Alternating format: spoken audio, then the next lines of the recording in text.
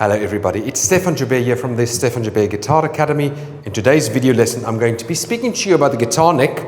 We're going to take a look at how to, if I can call that word, master each position and get to know where your roots and your fifths are on the neck. I think getting to know your positions and all 5 of them is essential for you to become better at playing the guitar. So let's go to the key of A, partly because I can also play the open A to demonstrate things. And also because it's a good, easy key to start with, but of course, transpose the work throughout the neck in any and all keys. You can use the circle of fifths for that. Okay, so let's get started. We'll start with the first position, and this is called string group 1, 4, 6. So I've got the root on the first string, the 4th string, and the 6th string. So whenever I've got string 1, 4, and 6, and the roots lie on that, creating this triangle, that shows us position 1. So when you know where your root notes lie, the next thing I want us to do is to look at where the fifths are in relation to the root. So I've got the root here, I have my first fifth over here. That would also be known as a power chord, of course. Then I've got a fifth over here that goes to my root over here. Now what's very interesting here is that is a straight line. And I've got a perfect fifth to an A root there, so I've got an E to an A, and you'll see that straight line means the guitar itself, with the exception of the G and the B string, is tuned in perfect fourths. So a fifth up to the root, where the root is now the octave, creates a perfect fourth interval. So the inverse of a perfect fifth is a perfect fourth. So we've got a root here, a perfect fifth. Then here's a root to a perfect fifth here, creating that fourth interval. By the way, if you want to play this on one string, and you want to play the fifth to the root, put your 4 fingers there, that is your gap, and the next one is the root note. So it's easy to see that way. If you want to play the root to the perfect fifth, but you want to play it on one string, what you can do, put your 4 fingers there as a gap, put another 2 fingers as a gap, and it's the next one. So you see that, very quickly see that, and it's that one. So you can also play it on one string if you train yourself, which is a good idea. Then we've got the root over here, to a perfect fifth over here, creating that interval. So it's a good idea. Let's say you're going through the circle of fifths, starting in the key of C. You can play root, fifth, go to the G, root, fifth, D, root fifth, A, root fifth, the E, root fifth, or up the octave, the B, root fifth, F sharp, root fifth, C sharp, root fifth, A flat, root fifth, etc. So you can practice it throughout the circle of fifths to know, oh, that's a perfect fifth relationship, and then you can also know, oh, major third there. Oh. And then you can know, okay, second is there.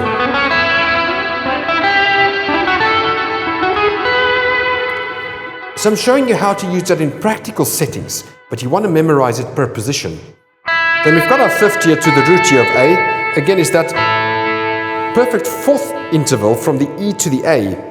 And again, 4 fingers, and it's the next one.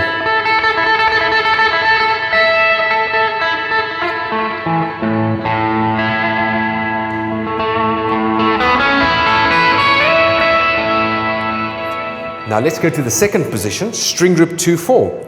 Root note on 2, root note on 4. That means we're in position 2 of the key of A. This can be a minor or major key, doesn't matter. If it's minor, you would have that as the arpeggio as an example, major. The roots lie here, major third, minor third. So one can get to know the nature of the position as well, but we're looking at root to fifth. You've got a root note over here, fifth over here, so this is the inverse one. And again, if you wanted to go to the root on one string, 4 fingers, and it's the next one. Root to the fifth, fifth to the root,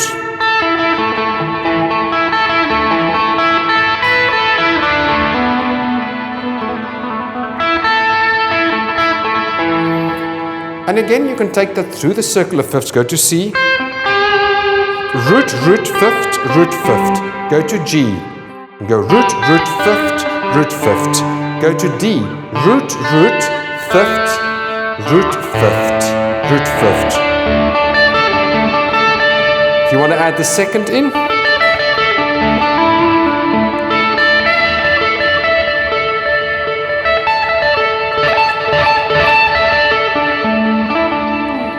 let's go to the third position. I'm just showing you that you can take that around the circle of fifths. Third position, string group 2 to 5, means the second B string and the A string is where the root notes lie. Again, it could be minor, if you wanted to do minor. It could be major. But the roots lie there for the third position. So let's take a look at the root to the fifth. Root to the fifth.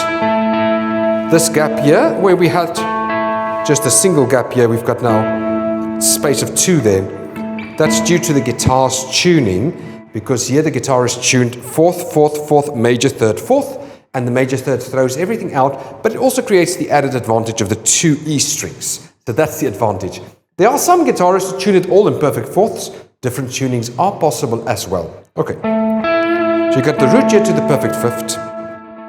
This is the perfect fifth to the root here. So on string G and B, or the third or second strings, the fourth is not a straight line, but it's a diagonal. So I've got the fifth to the root, the E to the A, or the forefinger and there.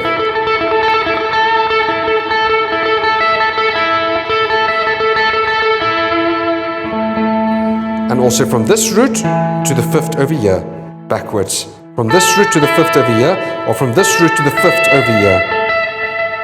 Let's go to position number 4.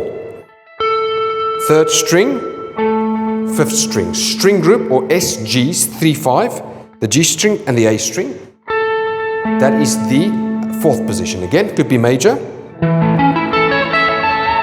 Can be minor. So let's take a look at the root to the fifth. We've got the root note over here to a fifth over here. If I wanted the same string, gap of 4 and 2, and it's the next one.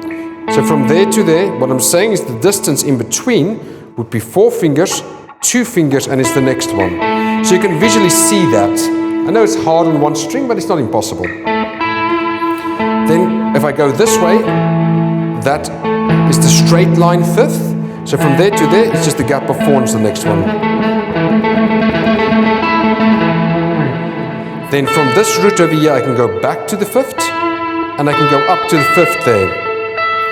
So this pattern, the root to the fifth, reminds me of, or it's exactly the same as when we had the root to the fifth here. It's just a gap of 1 in between, gap of 1, where here we had a gap of 2. And if I played a major triad, that's like a diagonal line. Here it's across and then down. So if I did that in C, G, D, A, E, B. So it's doing things like that to get to know your neck better. So let's look again. We've got the root there, the fifth over here. And that's also, of course, a root. Lastly, let's take a look at string group 1, 3, 6. 1, 3, 6, meaning the E string, the G string, and the E string. Position number 5. From here, diagonal down, this direction. Exactly the same as that one. Root to the fifth, straight line down. Perfect fourth inverse of the fifth. That is the fifth to the root. Fingers 4 and it's there.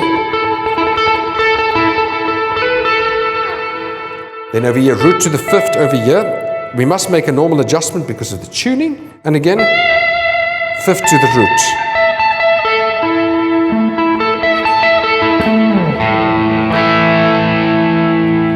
So that's the way to practice. And you should really do that for each interval inside of every position. Another thing you can do is just to play the root, play the fifth, and maybe the second.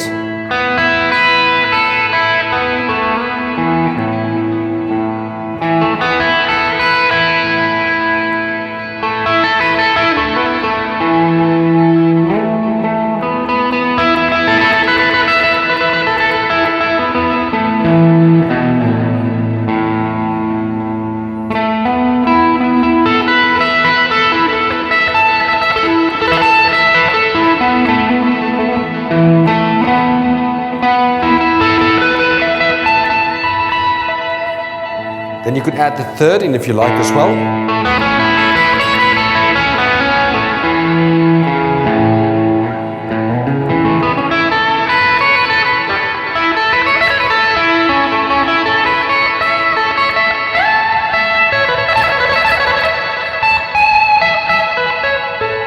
And you could play around with a lot of little intervals and things like that on the guitar.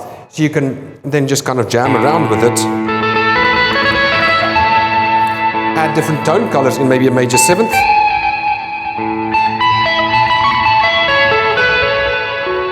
But mainly stick to the root, the second, the third, and the fifths.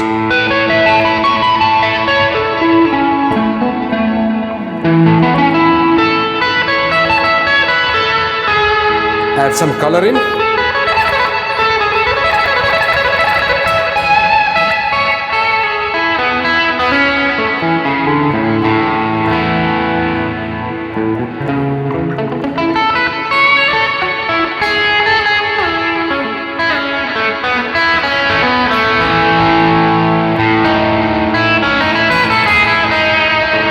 That would be a Lydian flavored sound.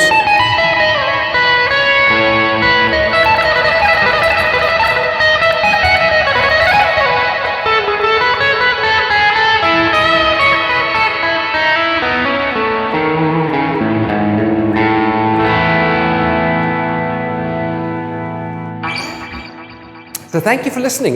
Please leave a thumbs up if you like the video. Please do share it. This is just a little video to encourage you to get to know the guitar in each position. You can jam around and play around with that. I would recommend just taking some time to study each position. And I know we've done this in A, but you can of course do it in E as well. And you can say, okay, I've got the open E string.